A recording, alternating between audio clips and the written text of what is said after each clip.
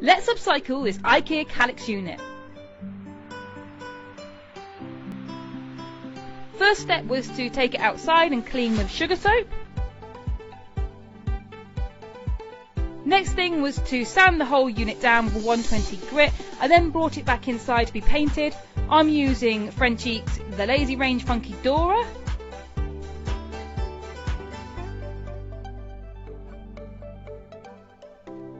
I painted the Kallax and then got halfway through it and remembered I actually needed to take 2 shelves out, so I did that. Then I added the back panel of MDF, took it back outside to sand. I wanted to make it a little bit taller, so I added some wood to the bottom and the top and then added some MDF around that. I then used some finishing coat on the MDF. I got this barn door mechanism from Amazon, made the barn door, added the mechanism.